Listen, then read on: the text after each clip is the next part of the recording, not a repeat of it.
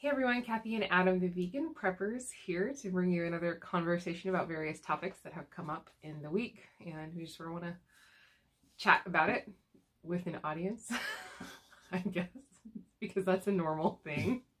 We want to talk about this in front of people. But yeah, so our goal is to start bringing you these chats like once a week and kind of covering some of the, like I said, just some of the topics that kind of come up in conversation or as we're going about our day, and things that we think about and things that we think might be interesting from a prepping standpoint. So that's basically what this is about when we get together. Yep. All right. Making content for you guys. So anyway. All right. Would you like to start off with our very first topic, which is kind of like, yeah. Thinking a lot about it these last few days. Yeah. Yeah, it came up earlier this week.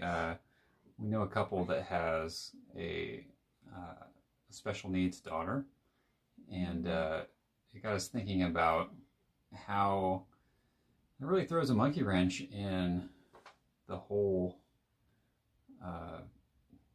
being dependent on just yourself for any period of time. Prepping in general.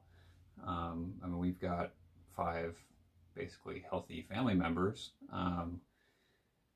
So, you know, we're basically set on just normal stuff. But having somebody who requires consistent medical attention and special procedure type stuff really changes the self-dependency aspect of prepping. Yeah, I remember like we were talking about it, and I don't know, I felt like, oh gosh, I felt like kind of a horrible person, because I guess it's like, because my brain is so on getting things prepared for us right now that we were just sort of talking about it, and my very first thought was, my gosh, that like drastically decreases the survivability of your entire family to, actually, because they adopted the child. They have several other children, and they brought this child in to take care of. So like they didn't, you know, they chose to bring a special needs person into their home who's severe mental and medical needs. And it's just like the most amazing thing, right? To think about being the kind of person that has that much compassion and that much love to go out and adopt and oh gosh, I'm getting all teary-eyed, to commit to care for an individual in that kind of circumstance, you know, for the rest of your life. And that's not even your biological child, but you are committing now to care for that child. It's just such an incredible thing to do. They're amazing people. They are incredible people. And it's like sort of looking at them like, oh my gosh, you know, just the whole situation. But yeah, like I felt horrible, like, oh my gosh, it drastically, you know.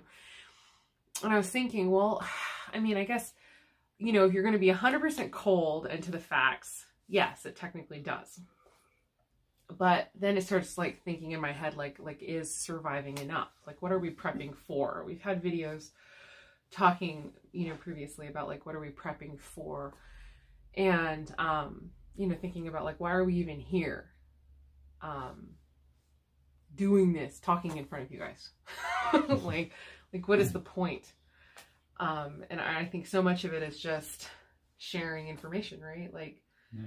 And awareness, trying to get awareness out there about the importance of prepping and the importance of getting yourself prepared for various disasters and various emergencies that may happen in your life or in, you know, society at large. Again, it doesn't have to be some massive thing. It can just be a very personal thing. We've talked about that many times before too. And just sort of interesting thinking about that, but realizing that, you know, prepping actually, you know, we've talked about it before, even if you don't physically share your food stores with other people, in a disaster type situation or in some situation where there's a lot of scarcity and uncertainty, even just being prepared ourselves, it's like creating little pockets of peace, right? Like every family that is very well stocked and very well prepared is a little pocket that doesn't have a need. And so they're not contributing to, you know, panic buying. They're not, you know, rioting, trying to get food. They're not, you know, doing all of that stuff. Like they're not in the mess. You know what I mean? Like every person who is set is set. Yeah. And so the more people can be set, suddenly like realizing like that. So that's one reason that I really want to start making all these videos, to sort of share what we know so far and what we are learning. And of course what we are learning eclipses what we know already. But, you know, we're doing our best and trying to share it, you know, because it feels like it's for other people to create that awareness, getting more people prepped. And then the more people can be prepared, the more people can have themselves set, the more of a buffer it creates for these incredible families, and these incredible individuals who need more care and more help, who just do. Like they just need to be cared for. And it gives, yeah, I already said it. Yeah, it gives more of a buffer, yeah, before things, you know, completely fall apart, allows them to have that extra time to get set, you know. Yeah. So yeah, like how important that is. Yeah, there's also if anybody out there is a family who's trying to be prepared and does have somebody who's in that situation, special needs, where you have stuff that you need every week or every day. I know medical stuff is not like the easiest thing that you can prep. I know a lot of stuff has short expiration dates, but if you can have an extra 2-week supply, if you can talk to your doctor and say, here's a deal with everything going on, we want to make sure we're set for 2 weeks if we get locked down. Some doctors are going to be cool with that, some won't be, but take some initiative and try to get some of that stuff stocked up. I mean, if you need syringes every week, try to get an extra couple weeks of syringes. Anything you can to just give yourself that that buffer, so that if there's a shortage, if there's chaos in the streets or whatever, you're not adding that extra level of stress of not having the medical supplies that you need. Right. So that stuff is difficult to come by in bad times. So we thankfully don't have to deal with any of that. So we don't really have any experience with what it takes to get those supplies. Well, I mean, we have nothing like with specifically special needs, but we do have an allergy in our house, an anaphylactic allergy that requires EpiPen. So this has been a big thing on my mind. Like, how do you prep? How do I get extra EpiPens? Because yeah, they have a very short expiration. But it was really interesting because I posted this question in one of my groups on Facebook, my herb group. It's a local group of other herbal enthusiasts, I guess. Like, we're not all herbalists or whatever, and I'm not talking about like marijuana. I'm talking about like herbal medicine, which I guess technically marijuana is herbal medicine, but anyway, I'm talking about like, you know, dandelion root or whatever, but whatever. And it was interesting because I did get a link to an article showing, it was a pharmacist back when the EpiPen hike happened, and boy, we went through that. Oh my gosh. Having to get 4 total EpiPens because he needed 2 at home and 2 at school as per his specific prescription. And it was like $1,000 per EpiPen. Like, it was crazy. Like, all of a sudden overnight, like, yep. Like, we're having to, anyway, it was, oh. Prices went up 400%. We are still, overnight. I'm still mad about it. But, like, it was just crazy. But it was a pharmacist when that happened who, like, really asked the question and researched into the expiration date on the EpiPen. And of course, we can't, like, recommend that you use an expired EpiPen. But they have articles said specifically that it was like 50 months after the expiration on the EpiPen. Something like 84% of the medication or that adrenaline or whatever, because it's essentially an adrenaline shot, like 84% of it was still present in every pen tested, which would still be enough to stop an anaphylactic reaction. So it is possible that they will last a lot longer than what is on the thing. But I was posting a question and I was like, look, I'm not dumb. I'm not going to try to treat anaphylaxis with herbs. Okay. Like, that's not where I am. But I would love to know if there's information so that I can prepare something that I could have on hand in the event that I don't have, you know, an epinephrine shot for my child and they come into contact with their allergy, right? So yeah, it's something on my mind. So I'm still hunting for the information. And that's one of those things too, where it's like, I want to share it if I find it, but at the same time, I almost don't want to share it because I don't want to, like, would I then be responsible if somebody took that information and tried to treat anaphylaxis in their child with herbs instead of their EpiPen? That video, if it exists, will have disclaimers. Yeah. So anyway, I'm working on finding out for myself, you know, for this very kind of thing. Like, so there's like grassroots knowledge and information that is kind of outside of the scope of what we consider real medicine, which is very much controlled. You know, not to sound too conspiracy theorist, but, you know, hey, we're a prepping channel. So, you know, you know, it's very much controlled by pharmaceutical companies. I think a lot of that, what is considered real medicine, yep. You know, where, oh, marijuana doesn't do anything. Marijuana is stupid or whatever until they figure out that they can make money off of it. Oh, now it's amazing. Now it's legalized and it's regulated and, oh, they're starting to prescribe it. And, you know, so anyway, all right, let's get to the topic.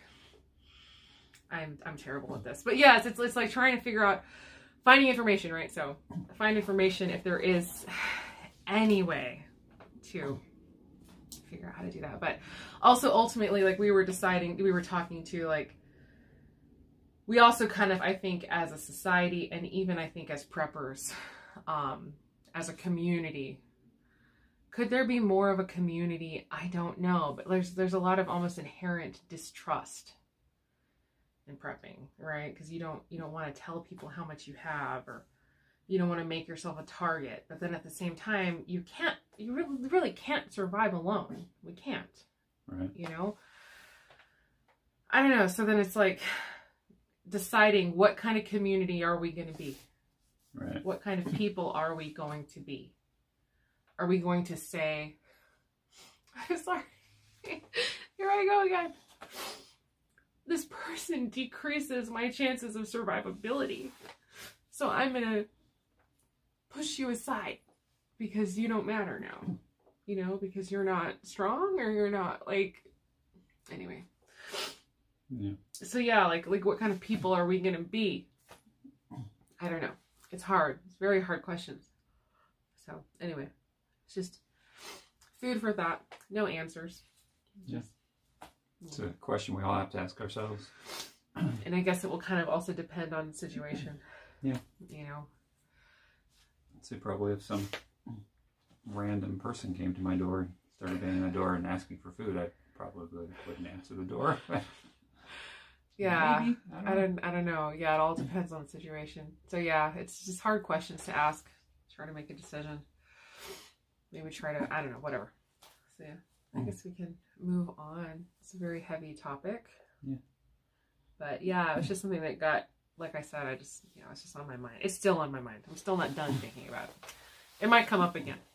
So I'd love to hear your thoughts in the comments. I guess there's also the idea that maybe as we do prepping, if we know people who are going to get hit harder, to just keep that aware and do a little extra for them if we can. If we have resources to set a little aside so that their lives are going to be easier if something happens, then, you know.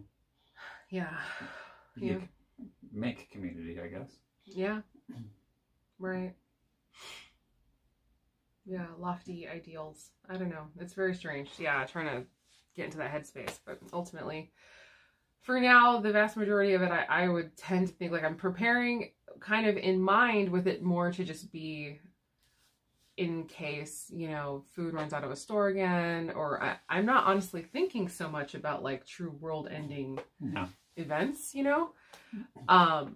Obviously if something like, you know, straight up Teotihuacan, the end of the world as we know it, just in case you guys know what that means, something like that happened, then having a bunch of food sitting in your house isn't going to do you very much good. Well, it's not even that. It's like, I mean, as far as the morality of certain questions, then, you know, you're in a true survival situation and you're like, it's either you or it's me, or it's either your child or my child, or, you know, who knows what we would do in those situations. Probably my child.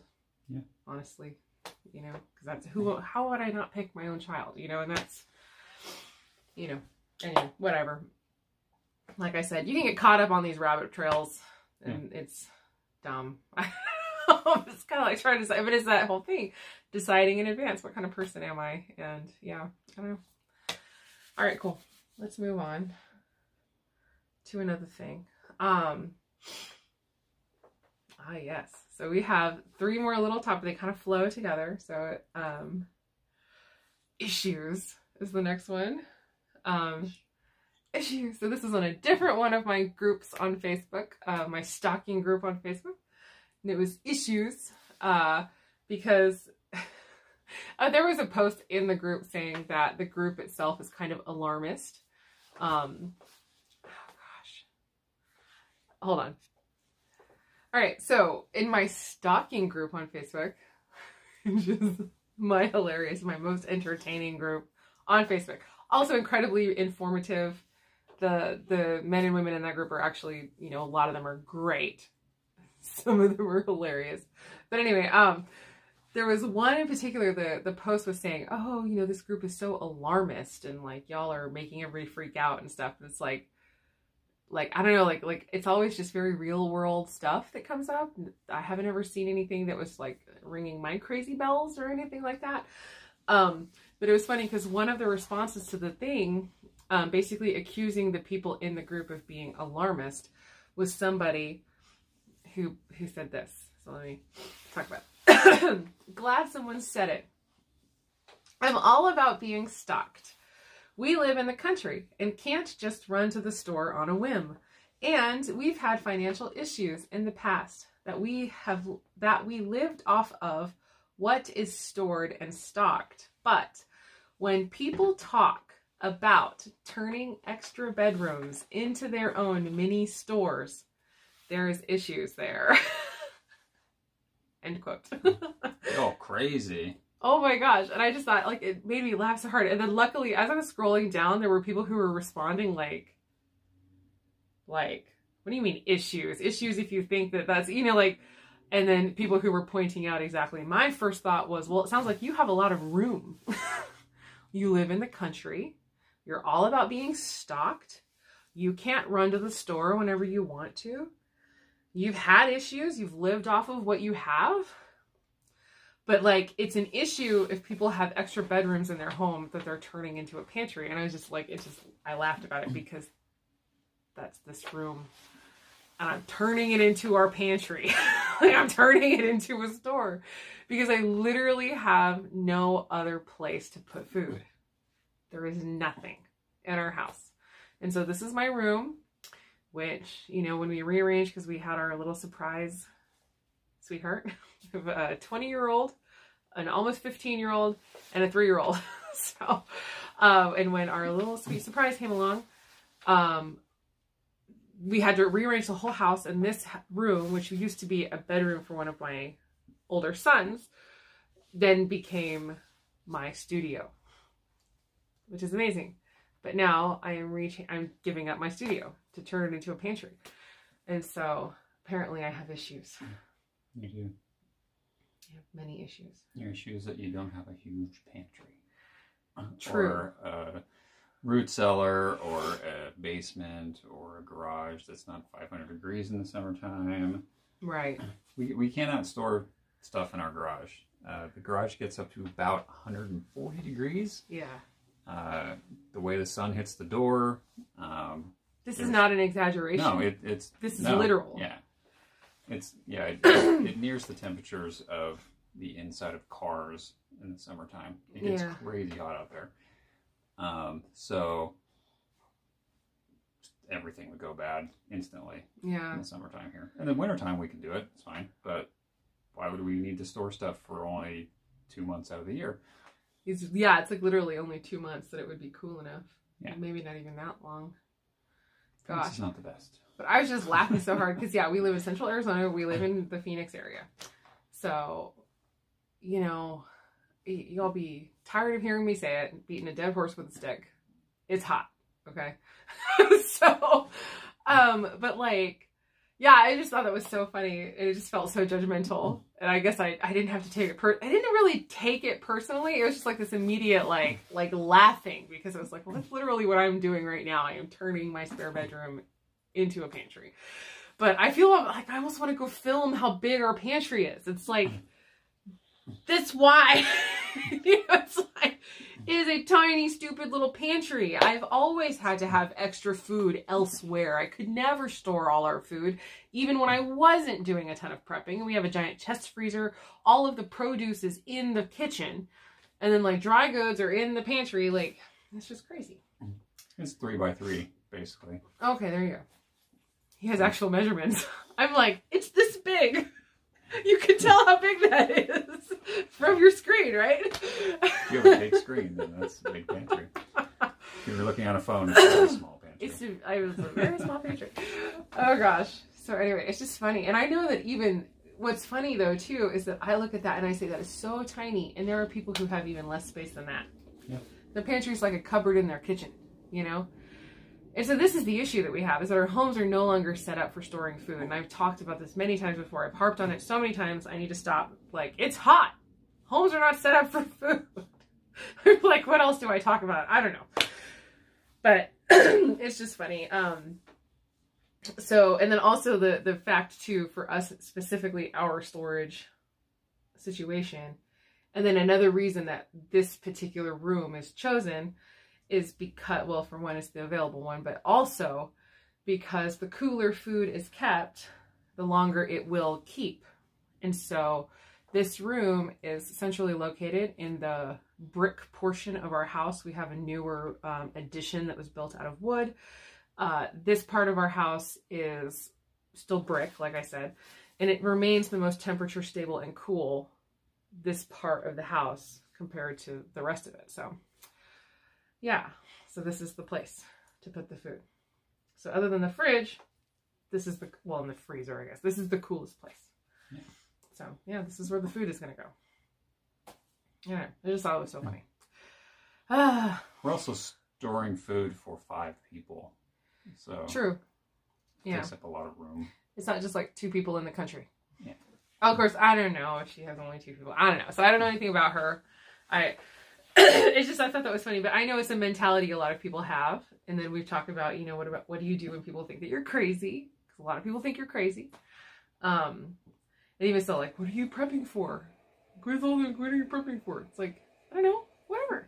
Like, it's just, stock it up. There's like so many things that could happen where it's handy to have a store of food. And I guess I don't understand why that is such a hard thing, like, to convince people of, or I don't know, because it's like, I don't want to say convince, because I'm not like trying to convince them, but it's like, I don't try to convince anybody of anything, honestly. I don't shit on people, all right? Like, you do whatever you want to do, but yeah, it was just interesting. I don't know. Yeah, I guess the question is, like, how much is excessive? How much is okay? And it's like, well, is a 1 week supply of food excessive, or is 1 year excessive, or yeah, I don't, yeah, I guess I don't get the mentality. I guess it's really hard for people to, because, and I guess it makes sense, and I'm not judging those people either. Like, I just wonder, like, why can they not even, like, connect those dots? Like the fact that, or yeah, like the what if of, if suddenly you can't get food at the store. And it's like, people can't even compute that. And I guess it's because we have, just like as a society, right? Like, we have been so conditioned by like the constant presence of our systems around us, you know, that is something that people can't even fathom. Like food comes from the store, you know, like, and it was funny, like we were talking about this a little bit because we kind of pre-talk this a little bit. So you don't get to see the whole thing, but you wouldn't want to. But like that, like I had like an aha moment, and I don't know if this is true. I should have done research, but I like the fact that it's even called the store. Like, I wonder if it was because the store shifted from your own storage, your own store, to a store that was like outside your house. They'll hold it for you. This is now where the food is. It is stored here at the store, you know. So it's just kind of interesting to think about that. Like, like I wonder if that is the origination of that word, that it became the new store. Anyway. Yeah, it's just interesting. Yeah, so for us, it's just funny, like you were talking about amounts, and so now this kind of like moves into the next topic, which is the 2-week minimum. We were originally talking about having a 2-week minimum, which we blasted through so fast, you know, because we already pretty much had it on hand. But it was an organized and cataloged 2 weeks. And that's the difference. Knowing for sure this is a separate 2-week store of food ready to go, in addition to, you know, whatever else happens to be in the house. But now we have a new goal. We're blasting through. I'm shooting straight now for a year.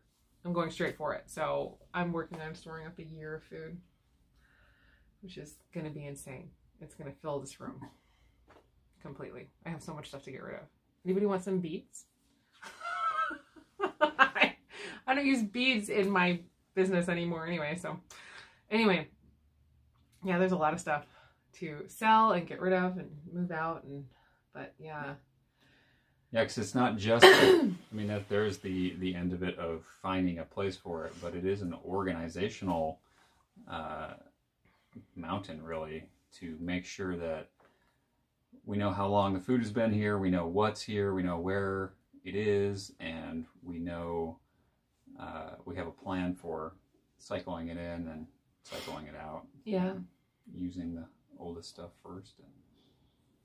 Yes, it's definitely not just about buying it, but at the same time, you know, for me personally, my goal, my thought process behind it, now that I'm thinking really long term, is basically focusing on those foods that are really long term, so that there isn't so much of a worry of cycling food in and out, because it's still good. As long as you store it well, it's still good.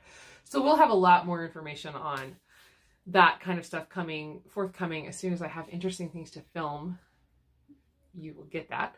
Actually, city prepping, that jerk. No, actually, he's not a jerk. I realize it's perfect timing. I'm joking. He's not a jerk. He's amazing. I love city prepping.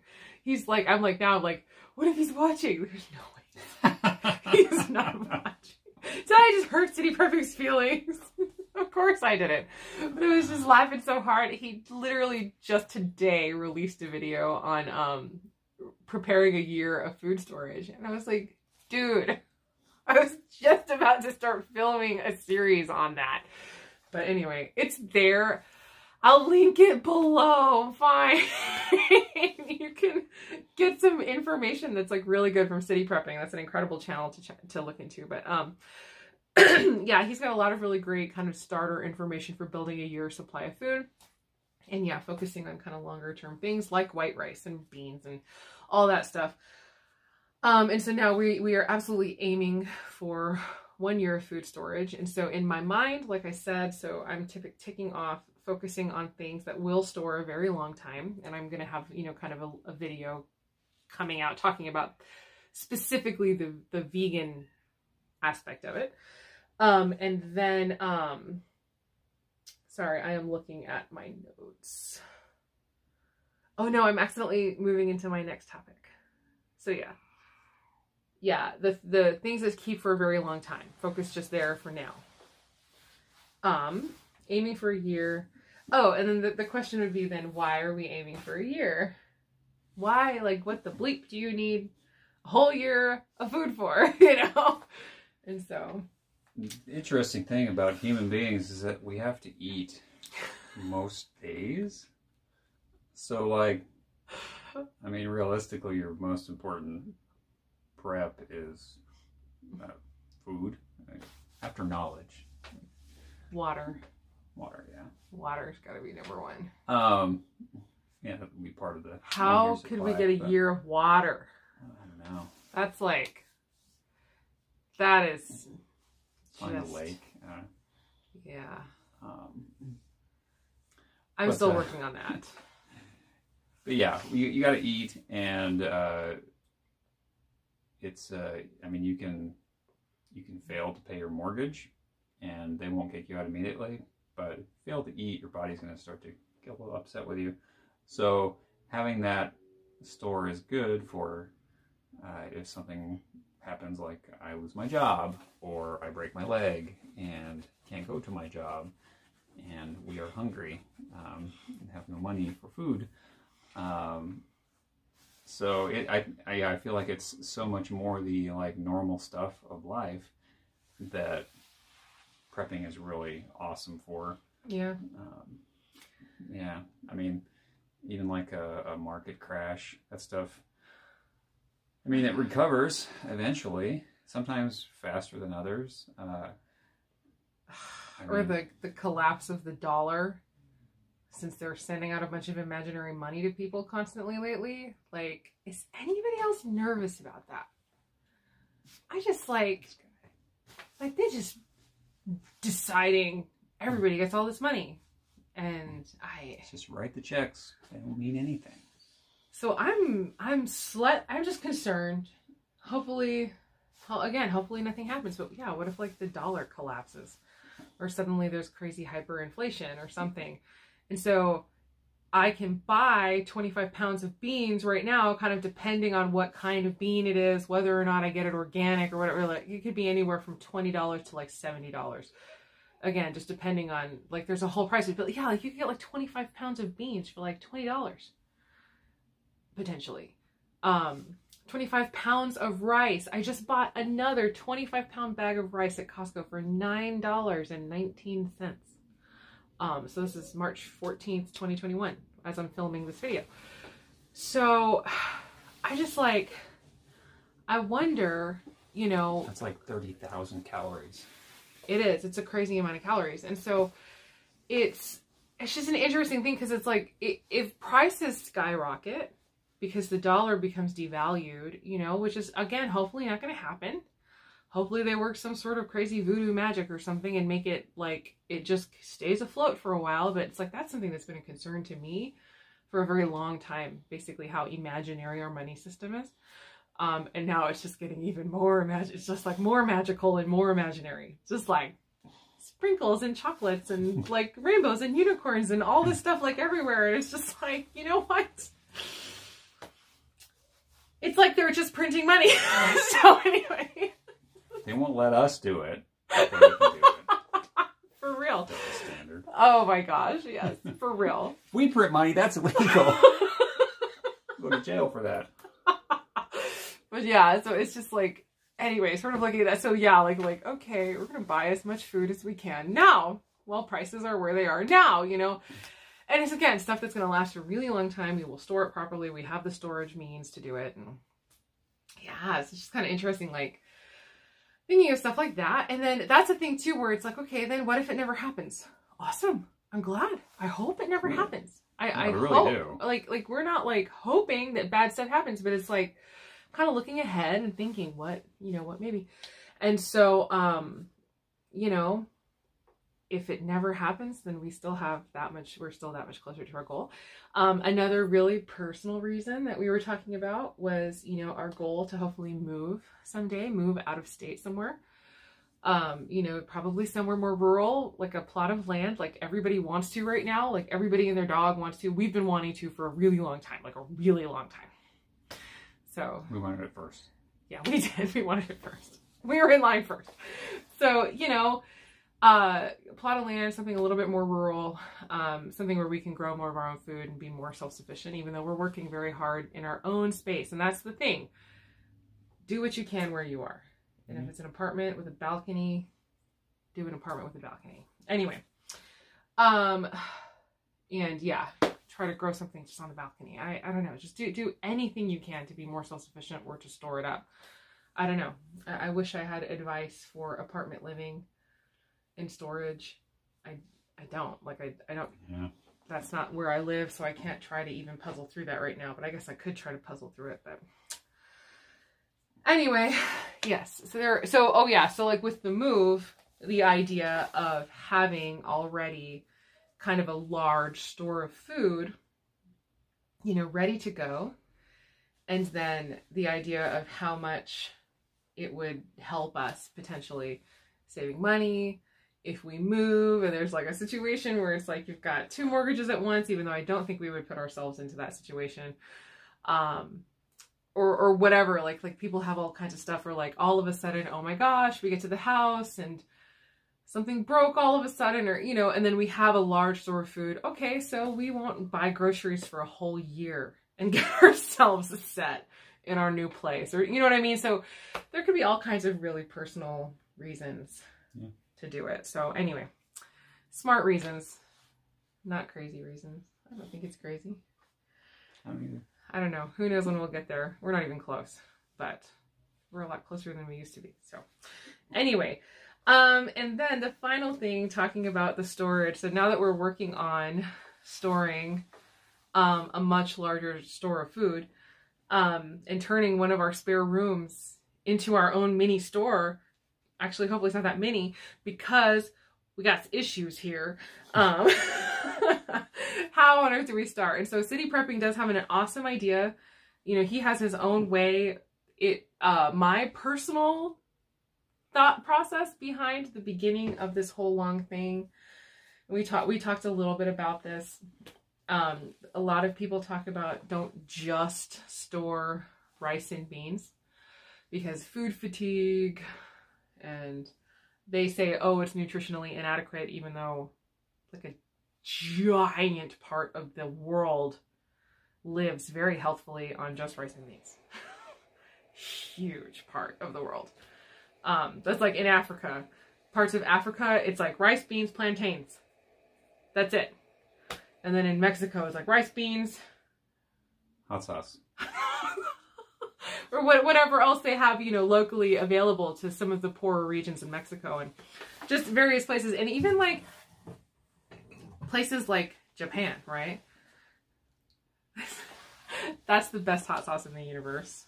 This is free advice. It was free hot sauce too, because one of my friends gives it to me for Christmas by the case, because he gets a deal on it or something. He knows us. Yes. He knows us and our love for hot sauce. That's when we need a year's supply of that hot sauce, which I guess is a case. It's 12 bottles. That might not get us through a whole year. So now I'm like, crap, we need another. Anyway, sorry. Now it's like, I'm like going, and we've been going for too long already. We need to cut this off. But yeah, so many, and even like in Japan and Asian countries, it's like rice and then like soy, tofu, whatever, you know, which is a bean, you know. It is a hugely nutrition packed set of food right there is rice and beans. And these places don't have near the kinds of medical issues that we have in our own country. Anyway, yeah, it's just kind of interesting to me. Now, it's, of course, as long as people are able to get sufficient calories, because there are certainly people who are starving in various areas of the world, but it's not like, I don't know, you can't blame the food specifically on that. It's the fact that they don't get enough of it. Yeah. So if you get enough calories, you will be pretty darn set for a pretty long time on rice and beans. But, again, yes, it's boring. Yeah. I don't know. I kind of go with the idea that if you're hungry enough, you will eat rice and beans. Right. You may have food fatigue. You may be like, man, I don't feel like eating rice and beans today. But it's better than starving, not having food. So, my personal thinking on this whole trying to build up a year's worth of food, year-long pantry, is to basically store just rice and beans. To try to get ourselves, not only rice and beans, but like a huge chunk of it will be like rice or grains and different kinds of beans. And even oats and stuff like that. So that's another video like we'll get into. But get as many of our calories in these kind of calorie rich and dense foods. So like Adam was saying, it's like over 30,000 calories in a 25-pound bag of rice. It's actually not that big. And so when you're looking at your space being a premium, you can kind of stock up on these kind of higher calorie foods that are going to last you a crazy long time.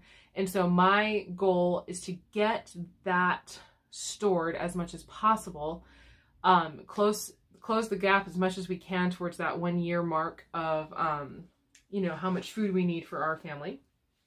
And then once we either hit the mark that we need or we get pretty close, start looking at, okay, like I can relax now. I know that we have sufficient calories and, you know, even a pretty good amount of nutrients. So now I'm going to come in and I'm going to start filling in the gaps. Like, where do we need something else? Okay, we're going to definitely need a good source of vitamin C. We're going to, although even just beans, like let some of it be lentils or something, and then sprouting is a way that you can get vitamin C out of a store that is almost nothing but grains. That's a gem I just picked up in the the food storage book I talked about in another video. This one. It's like, how genius is that? So now you can get yourself some fresh vegetables from your storage of grains if you do sprouting. Like, genius. Anyway, so yeah, there's tidbits like that everywhere. And so you can just get yourself as close as possible and then, yeah, start filling in the gaps. It's kind of how I'm going to be moving forward. I know it's not going to be the funnest thing on earth to be 7 months in, still eating nothing but rice and beans, but hopefully, but if we ever had a situation like that, by the time we hit that situation, we would still be grateful that we have the food. You know, we wouldn't be starving. But then hopefully, of course, by the time we would ever need it, it would be fleshed out. But that's where I'm starting. Yeah. I'm going to fill in the calories first. And then start doing all the balancing act. Because my brain does not compute 80,000 things. I want, like, what is the fastest and easiest thing? And for me, it's going to be focus on the rice and the beans and the oats, the grains, the quinoa, the whatever. And just get a huge store of that and do the calculations, do the math on the calories and make sure that it's enough and then start filling it out. And that's where I am. Yeah, focus on the thing that you actually need first. Right. Even though, of course, yeah, some extra vitamins and stuff, but it's just crazy how much nutrition there is in beans. They're practically a miracle food. And I was laughing so hard too because there was another channel I was watching and the lady was saying, you don't want just rice and beans because your family won't be used to eating that.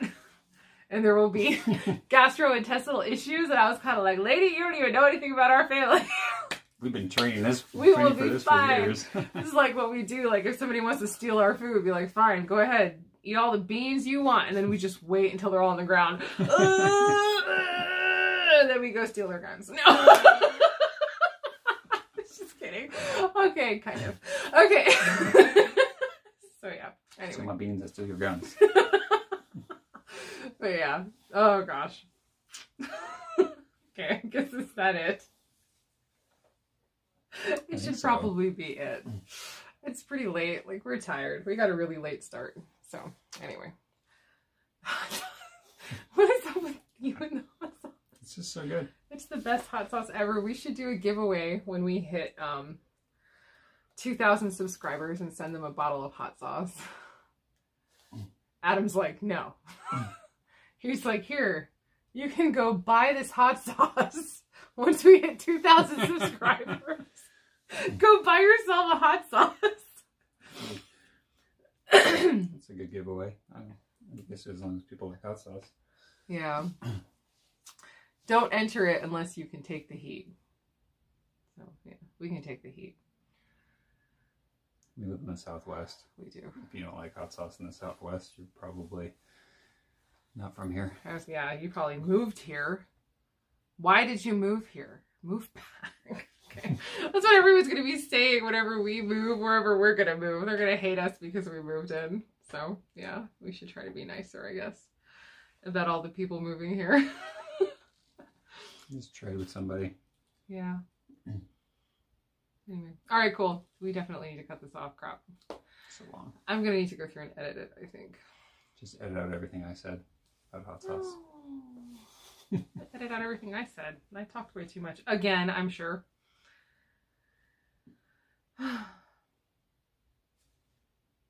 Oh, you're waving. Oh yeah, we have to say bye. Okay. So, as always, I hope the rest of your day is good and your life stays wonderful. Thank you so much for watching. Let us know whatever it is that you want to let us know down in the comments below. And yeah, let's build ourselves a good, I guess, you know, others-minded, compassionate prepping community. And if you steal our beans, we'll steal your guns. There you go. Is that our new slogan? Okay, all right. Love you guys. See you later. Bye.